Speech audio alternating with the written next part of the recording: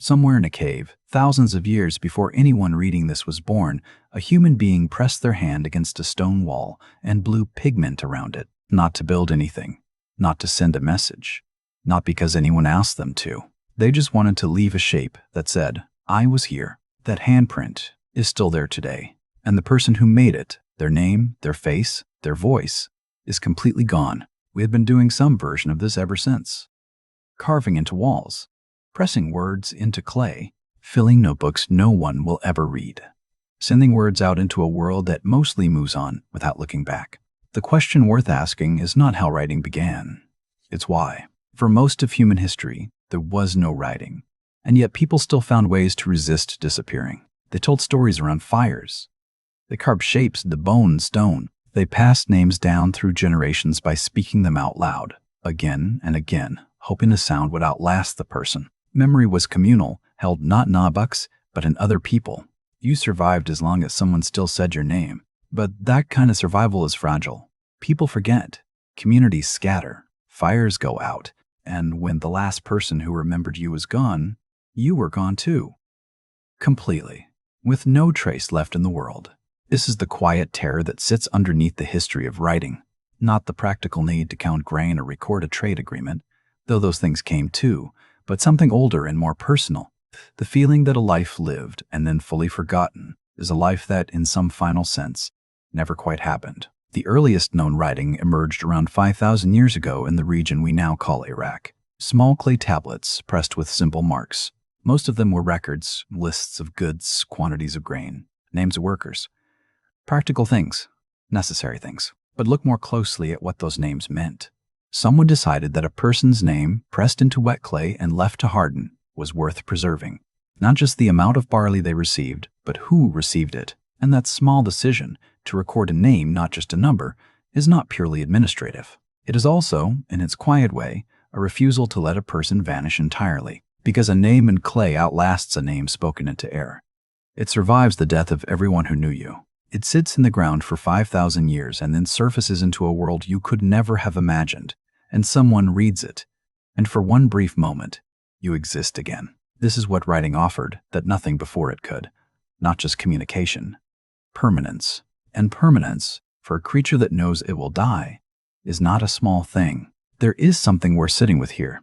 The people who first pressed marks into clay were not thinking about the future of civilization. They were not imagining archaeologists or museums or history books. They were thinking about now, and about the specific human discomfort of being here fully, working, breathing, mattering to someone, and then one day simply not being here at all. Writing was the first technology that pushed back against that, not against death itself. Nothing has managed that, but against the erasure that follows death.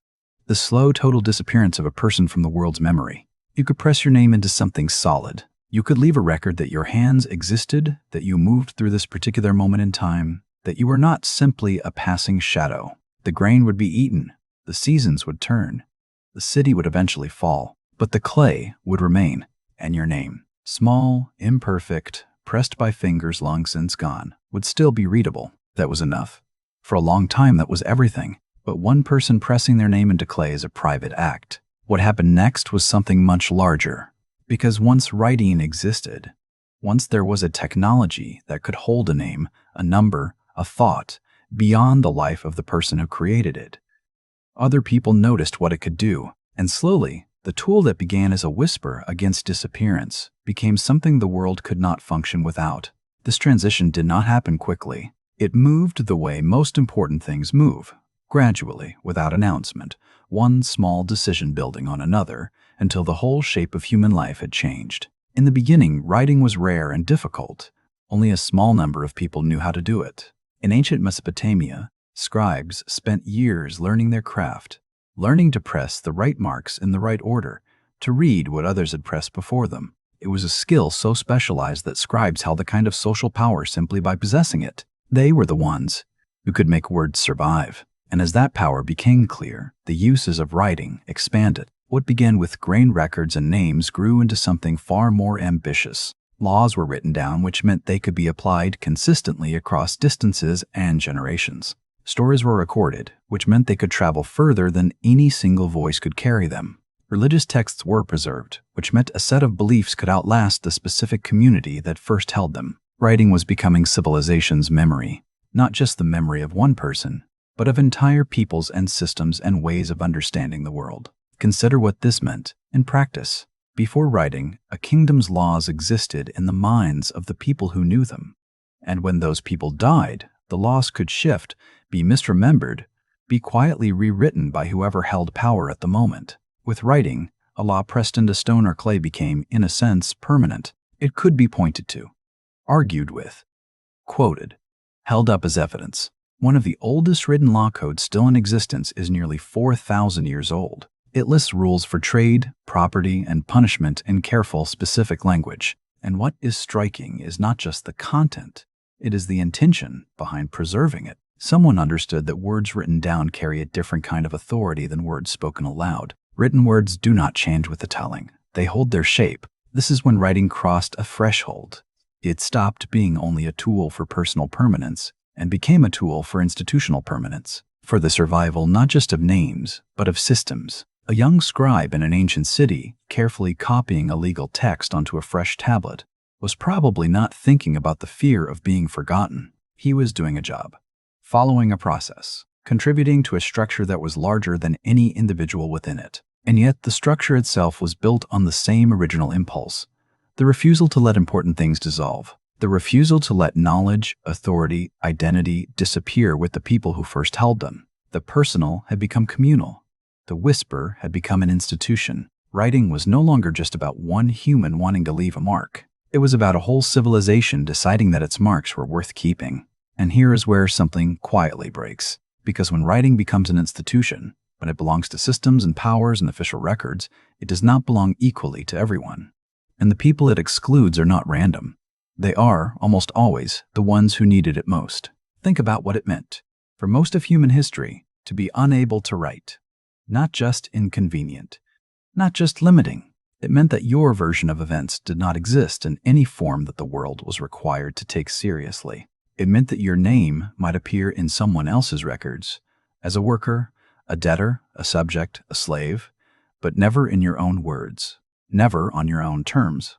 The powerful wrote history, the powerless were written about. And there is something deeply uncomfortable in that, because the original impulse behind writing, that private human need to say I was here, I mattered, was not the property of kings or priests or administrators. It belonged to everyone who has ever lived and felt the weight of their own disappearance approaching, which is every person who has ever lived at all. But the system that grew around writing did not honor that equally. For centuries, literacy was carefully controlled. In some societies, teaching certain people to read and write was not just discouraged, it was forbidden. Because a person who can write their own story is harder to contain. A person who can record what happened to them, in their own words, preserved in a form that outlasts the moment. That person has a kind of power that cannot simply be taken away by whoever controls the present. Writing, which began as a tool against erasure, became for many people a tool of erasure. Their voices were not recorded. Their perspectives did not survive. What remained was the version that those in power chose to preserve. And over centuries, that version began to feel like the only version, like the truth, rather than one carefully selected angle on it. A woman in a medieval village lived a full life, worked, loved, suffered, understood things about the world around her that no one else understood in quite the same way. She left no writing, no record. She appears, if she appears at all, as a name in a church document, a date, a relationship to a man, nothing of what she actually was. She is not an exception. She is the rule. For most of human history, most human lives left no written trace at all. Not because those lives were less worthy of being remembered, but simply because the system that could have preserved them was not built for them. And this is the hidden cost that sits inside the history of writing. The technology that offered permanence delivered it unequally. The tool that could have pushed back against the erasure of ordinary lives was, for most of its existence, used primarily to preserve the lives and words and versions of those who already held power. What was lost in that gap is impossible to fully calculate. How many ordinary voices? How many specific, irreplaceable ways of seeing? How many names that deserved to be pressed into clay and weren't? The desire to be remembered was never exclusive to rulers or scribes or scholars. It was always everyone's. The system just never quite caught up to that. And then, Slowly, something shifted.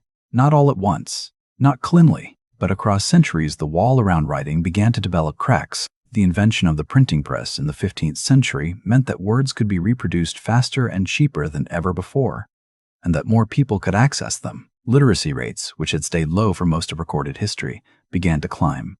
Schools spread.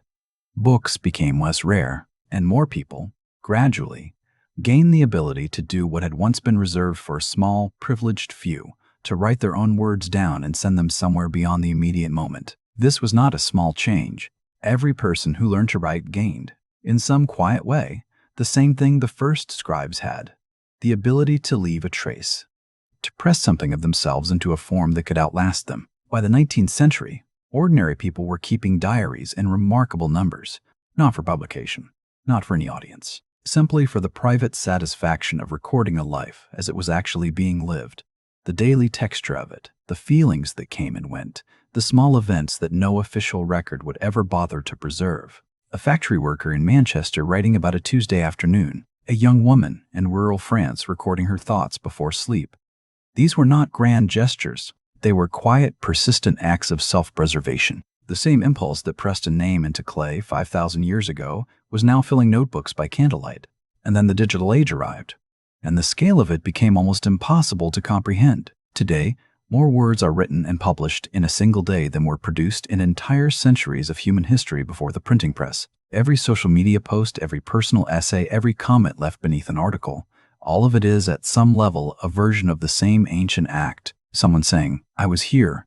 This is what I thought. This is what I saw." Research into why people share personal content online consistently points to something deeper than vanity or attention-seeking. People want to feel that their experiences are real, witnessed, connected to something larger than a single private moment. They want evidence of themselves, not for pride, but for the same reason that person in the cave pressed her hand against the wall. Because existing quietly, unseen, and then disappearing without a trace is a thought that is very hard to sit with. A young man posts a photograph of a meal he cooked alone on a Sunday evening. It is not a remarkable photograph.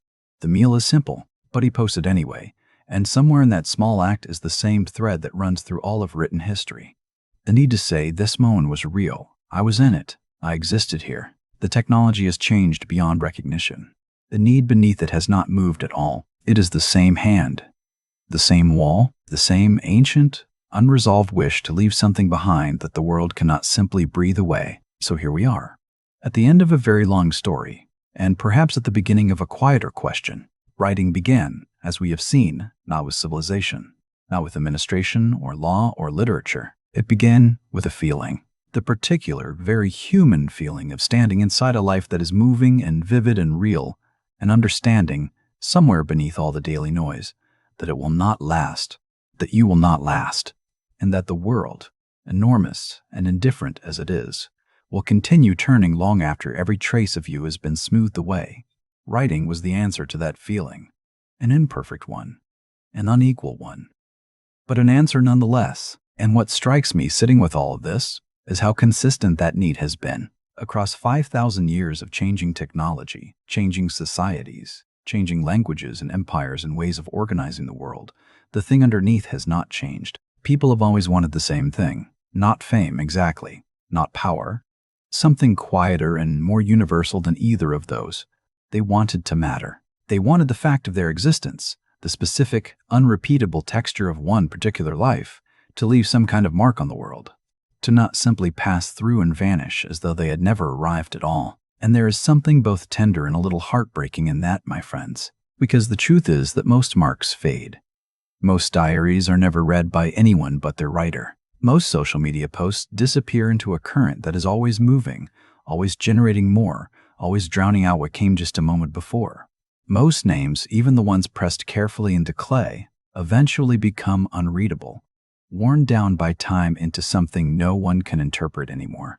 The permanence that writing promises is real, but it is never absolute. It is always a negotiation with time. And time, in the end, is very patient. But maybe that is not the point. Maybe the point was never really about whether the mark survives. Maybe it was about the act of making it, the moment of pressing something true about yourself into a form outside yourself, of saying, in whatever language and whatever medium the moment offered, "This is what I saw, this is what I felt." This is where I stood. That act has meaning regardless of whether anyone finds it later. Regardless of whether it lasts a century or a single afternoon, because the alternative, moving through a life without attempting to leave any trace, without reaching toward permanence in any form, is not something most humans can do. We are, it seems, creatures who need to gesture toward the future, even when we know we will not be in it. We need to believe, however quietly, that the shape of our presence here will leave at least a faint outline in the world. Writing did not create that need. It simply gave it a form, and every time someone sits down with a clay stylus, a pen, a keyboard, a phone, and begins to put words to what they have lived, they are joining a line of human beings that stretches back further than history itself. Back to the cave, back to the hand against the wall, back to the first person who looked at the darkness around them and decided, for reasons they may not have been able to explain, that their presence here deserved to be marked. That instinct is not small. It is not vanity. It is one of the most human things there is. We write because we were here, and because being here, quietly and completely, is worth saying out loud, even if only to the wall. Until next time, my friends, sleep well and stay curious.